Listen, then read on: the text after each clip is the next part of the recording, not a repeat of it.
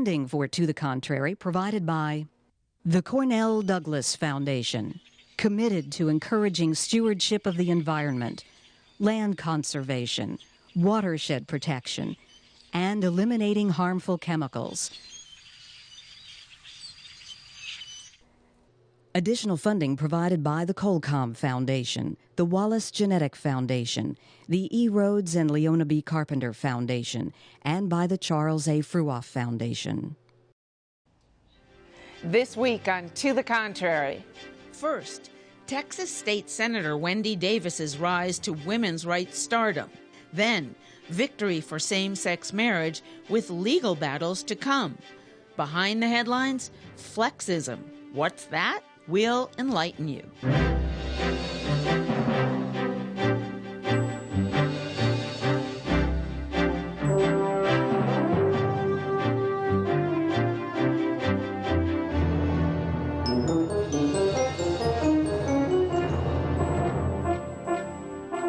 Hello, I'm Bonnie Urbay. Welcome to the Contrary, a discussion of news and social trends from diverse perspectives.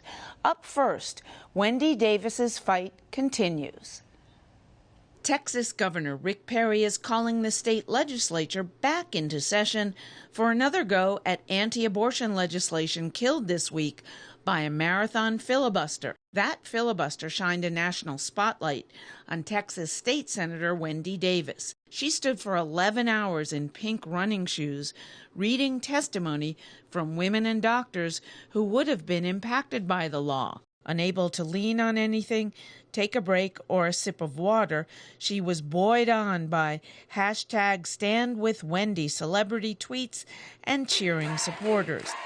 The 50-year-old Democrat has overcome other obstacles. She supported her single mother, became a teen mom, yet graduated from Harvard Law School. Last year, her offices were firebombed. Now, her popularity is skyrocketing. Stephanie Shriak, president of the pro-choice PAC Emily's List, expects Davis to continue to rise in prominence. I think so many folks watched it in awe. I sure did, as she stood up against an extremist Republican governor to hold off what was an incredibly bad set of bills that they basically put together, all anti-choice. It is exactly women like that that I think you should keep your eye on for governorships. The bill bans abortions after 20 weeks and adds licensing requirements for women's health clinics that would shut down most of them in Texas. So, Congresswoman Norton, can Davis succeed a second time, or will she not be able to hold back the Texas legislature despite her new stardom? Bonnie, whatever happens in Texas, a star was born when Wendy Davis put the pro-choice movement on the offensive again. In Texas, as in the rest of the nation, we are seeing increasing support for life, and 2/3 of Americans are opposed to second and third trimester abortions. So I think the offense belongs to the pro-life movement here. Well, I'm a political pragmatist, and at this level, I think the Republican majority, which is in control of the Texas Senate, will certainly be able to pass and manage this bill. So while it may be a defeat for pro-choice, advocates, it is still certainly something to watch. Even more to your point, in Texas specifically, 62% of Texans support this bill. And so I think that's what we really have to look at, is what Texans think. All right, but I was shocked, quite frankly, by all the, speaking of Texans, those hundreds, if not thousands of Texans who were in the state capitol all up and down the stairs cheering her on. I didn't think there were that many Democrats left in Texas. Oh, yeah, and you better watch out, because Texas is going when Texas goes full-blown, they better, the Republicans better have it good now, because they're not long for this world. Meaning what? Meaning that the growth of the Hispanic population It's going to mean the end of this section, this southern section white party of old men, and they know it. It was an odd thing for them to come out and cheer, however, in the wake of the Gosnell horrors of late-term abortion. But this had nothing to do with the Gosnell. When the health department in Texas is investigating a similar abortion clinic with similar horrors, this is, I think, an offense. You know what? For them to come out and support that. You can take an anecdotal incident and try to do away with pro-choice if you think you can. But it's very interesting for you to tell me or to tell the world that 62% of this or that are for or against somebody's constitutional rights. Let me remind you that we're talking here about something that is not subject to public attention, to public opinion. Not since Roe versus Wade declared that the right to an abortion, including all 3 trimesters, according to certain limitations, is a constitutional right. So you could have 75% or 90%, but women are still entitled to an abortion. Well, I would like to speak to the Roe versus Wade comment there, and the comment I think that was directed at me about the 62%, and just say that that was specifically directed at whether or not Texans want this, and the idea of federalism, and the idea that if this is what Texans support, that's what they should be able to do in their state. And I do not think it's an anti-choice bill, to go back to that comment. You know, this doesn't get rid of abortions, period. It's not unreasonable to say that you shouldn't be able to have an abortion 4.5 months into your pregnancy. If you are unaware that you are pregnant at that point, that is just outrageous. This goes to the life and health of the mother, which Roe versus Wade says must be taken into account. What about the life of the unborn child? Well, actually, if you look at the life and health of the mother, that's been settled by Roe versus Wade. If you look at the life and health of the mother after 20 weeks of abortion, it gets more difficult. I don't want to get too far off of Wendy Davis herself.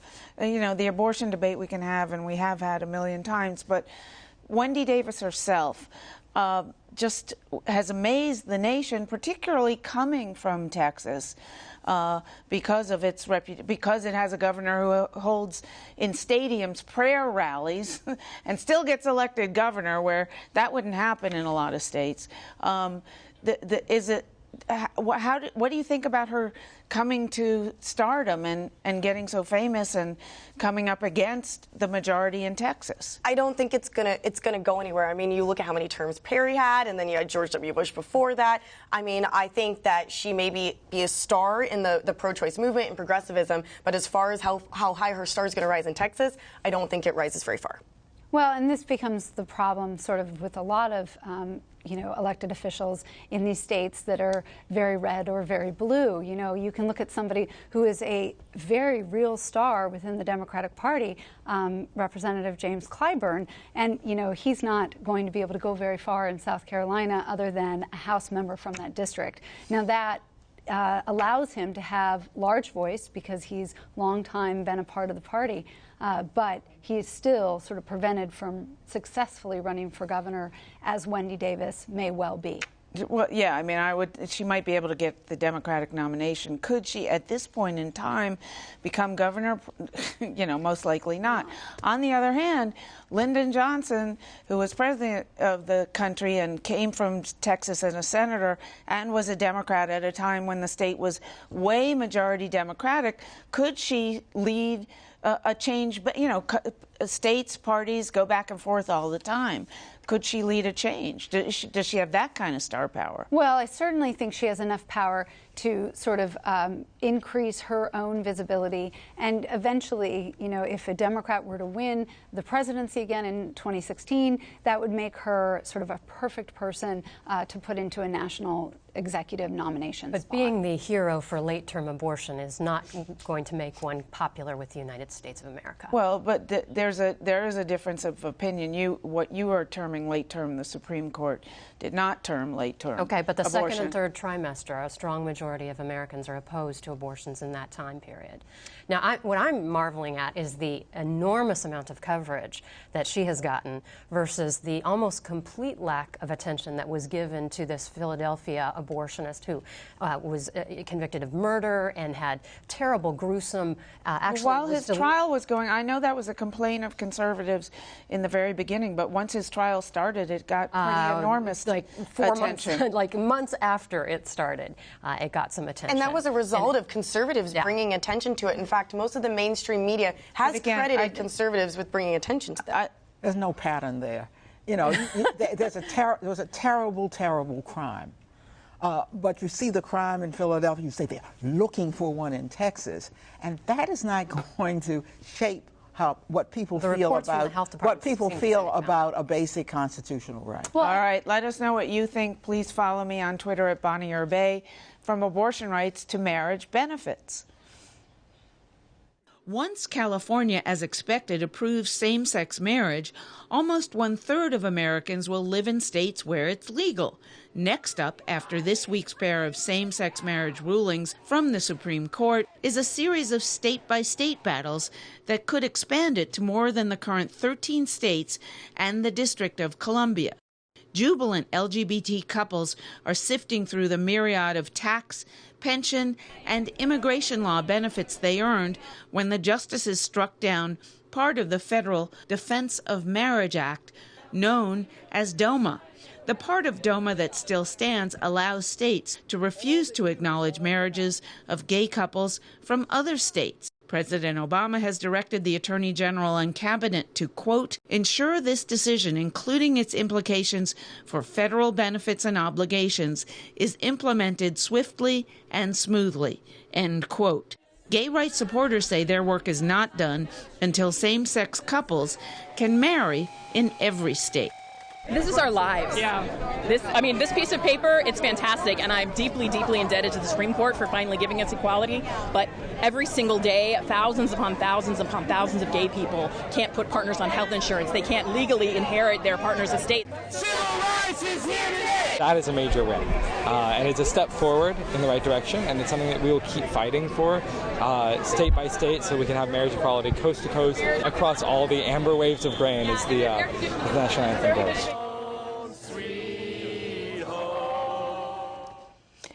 So, Aisha, Moodie-Mills, welcome to the panel. Glad to be here. This fight to get a gay marriage, not just in the 30% of the country where it is now, but the other 70%, how big a fight is that going to be? It is still a continued battle and a continued fight. I mean, there was a huge victory. Obviously, this week was great with the Supreme Court coming down and saying that, you know, at the very least, we're going to treat people in this country fairly. So in all of the states where same-sex marriage is currently legal, then the federal government says we have to treat those people the way that the states see them. And that's what's happening right now. But again, we only have 13 states so far, and the District of Columbia, which I was a part of that marriage equality campaign, so it's technically 14 jurisdictions. There are still the host of other states to deal with, and there are barriers to being able to achieve marriage equality there. There are constitutional amendments on the books in a lot of these states that ban marriage equality. But beyond that, there's just going to be a lot of energy and work to be done still around LGBT rights. I mean, we're still in a situation where in more than half the states in this country, I could be fired from my job simply because I'm gay, for no other reason than that. So getting married is wonderful for people who choose to get married, who want to be married. That's great. But it doesn't really matter if you can get married when you can't put a picture of your spouse on your desk. So there's a lot of work in general that needs to be done around LGBT rights. This debate is definitely going to continue across the country, and the states are going to be the leaders in that. We saw, though, that Ted Olson and David Boies, the challengers to these pro-marriage laws, went to the court to seek a redefinition nationwide of what marriage is, and they did not achieve that. So what this means is that Americans' voices are more important than ever, and we should continue to stand up for marriage as the union of one man and one woman in the interests of children, and we should stand up for Americans' freedom to make marriage policy democratically. This shouldn't be something that the courts decide for us. I agree that it's still controversial.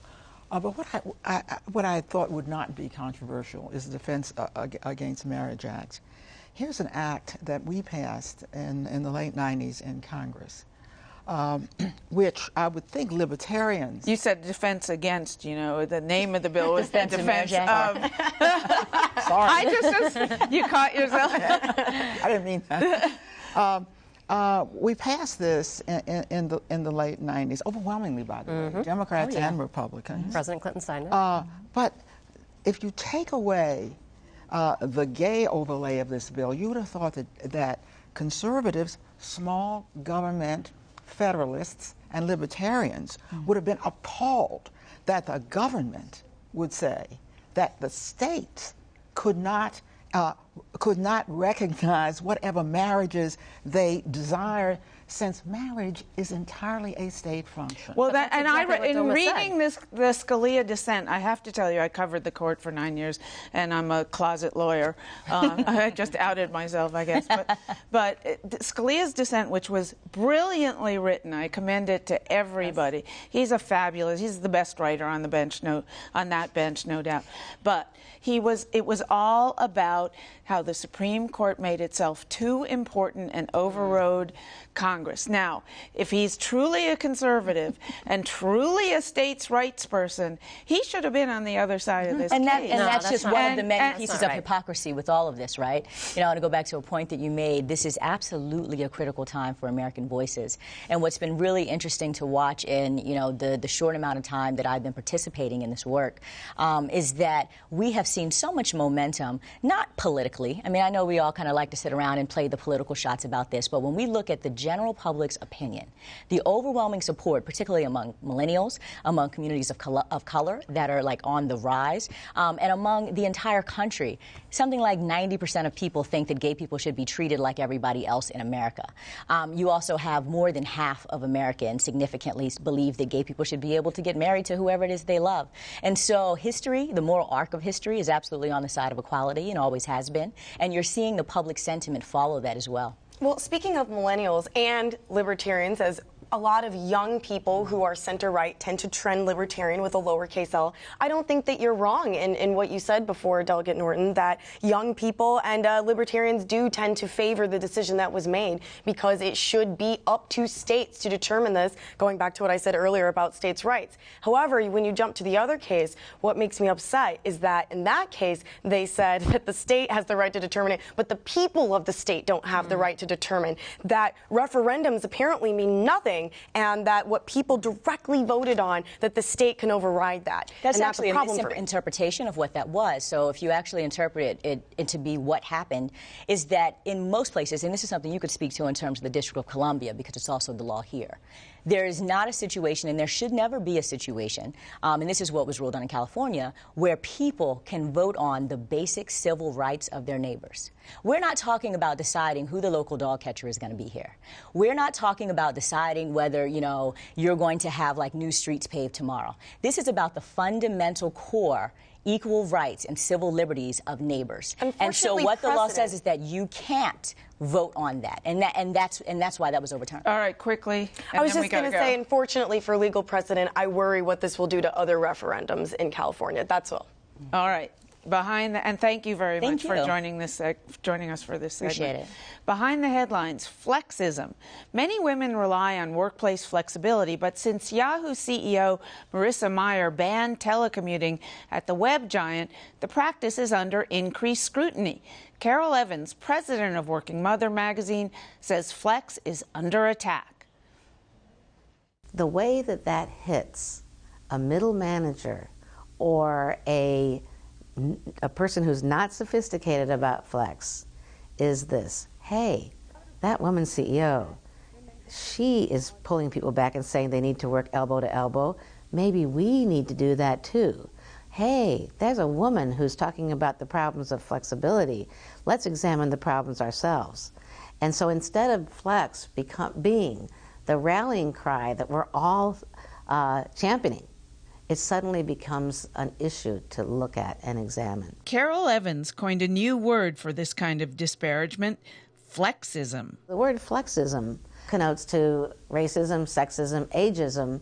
It's a reaction, unjustified, against something that is just there. There becomes a confusion between performance and flex.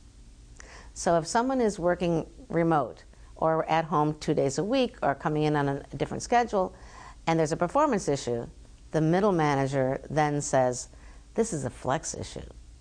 No, this is a performance issue. Evans didn't comment directly on Yahoo's ban on telecommuting, but she says blaming flex time work for performance issues will result in long-term losses for companies. I believe that flex can stand up to any examination. You know, I think that companies that pull back on flex will pay the price. They'll pay the price in higher real estate costs, higher commuting costs, loss of talent, loss of energy on the job, and loss of focus from their employees who really need flex to make it work. Workers increasingly rely on a variety of flex options, not just telecommuting or work from home. There's all kinds of things that are within the realm of flexible work arrangements that encompass almost all job types. Every job has to be looked at, or every type of job or type of industry has to be looked at for what works for that organization. But there's very few jobs that you can't have some kind of flexibility.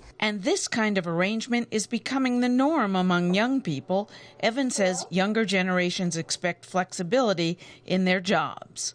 It's a generational issue to begin with, because young people, not only do they have the technology to use flex in a really creative way, but the expectation is right there. They've been flexing their whole lives. They've been working remotely on school. They don't even think about having a face-to-face conversation with their friends. They text. They don't even call. And so the generation is really coming up that is incredibly used to flex, and they're going to demand it, which is why companies who pull back from flex will get punished by the workforce. While flex has its opponents, Evans says the majority of businesses and employees understand its value. What flex does, what's so beautiful about flex, is that it gives the person some feeling of control. Now, you know, if a person wants to work from home 5 days a week and their boss wants them to work from home just 1 day a week, there's reasons for each feeling, and they have to work that out. But to have it be a blanket statement, you know, flex isn't working, that's just not true. So since Flexism was started by Marissa Mayer, how can it be sexist? Oh, well, I don't think it is. I think Marissa Mayer was trying to do what she thought was best for her company. Flex time is great in principle, but you got to work it out in practice. And she's since then made generous paternity and maternity leaves. So she's trying to meet her employees' needs through other avenues. I mean, is Flexism problematic? Is flex time problematic in certain ways? Well, it does mean that a workplace which has been for 100 years oriented toward the 8-hour day and looking face to face has got to reorient itself. Now, the entry of women into the workforce ought to help them do that.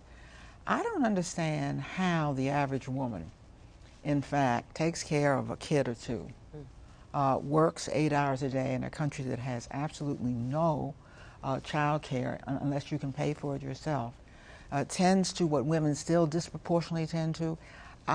It seems to me that flex time is going to be increasingly necessary to accommodate this very the workforce, which is now becoming female dominated. Well, it's also important to understand sort of flex time. About 13 million workers are involved with it, at least since the U.S. Census of 2010. That's sort of the recent number. And it's grown a great deal over the last decade.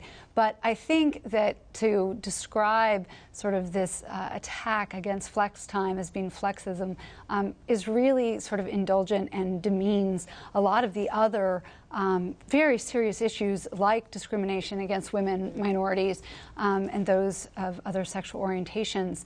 And demeans it how? Well, I think it trivializes you know, sort of the whole notion of an ism, if you will. And I think that that is problematic, because when you look at who actually receives flex time, for the most part, they're college-educated workers, they're high-level managers with above-median salaries, and they tend to be people who are based in the West, which means mostly technology-related jobs. So right, you can't flex time if you're a factory worker. No, or if you're a construction worker, or you know, any other sort of typical blue-collar job, really, or even lower-level, you know, office jobs. So, for me to sort of describe this in this ism fashion, I think is just a little bit offensive.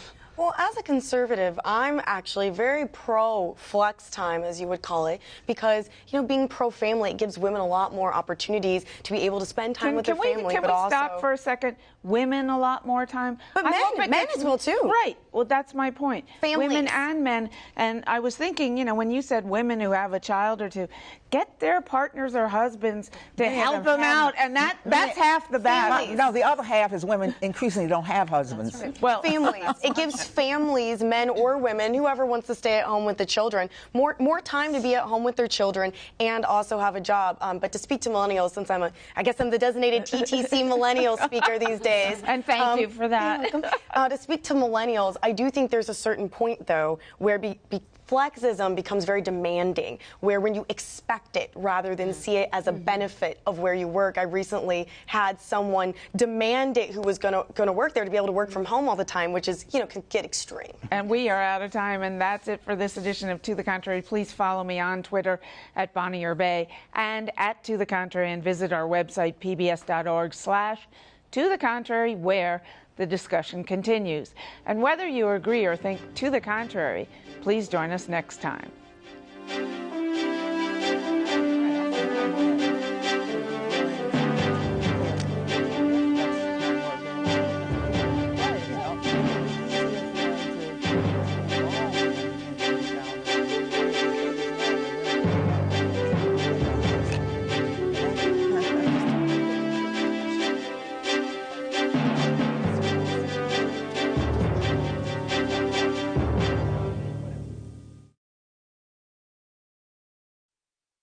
Funding for To the Contrary provided by the Cornell Douglas Foundation, committed to encouraging stewardship of the environment, land conservation, watershed protection, and eliminating harmful chemicals. Additional funding provided by the Colcom Foundation, the Wallace Genetic Foundation, the E. Rhodes and Leona B. Carpenter Foundation, and by the Charles A. Fruoff Foundation. For a transcript or to see an online version of this episode of To the Contrary, please visit our PBS website at www.pbs.org/To the Contrary. Be more PBS.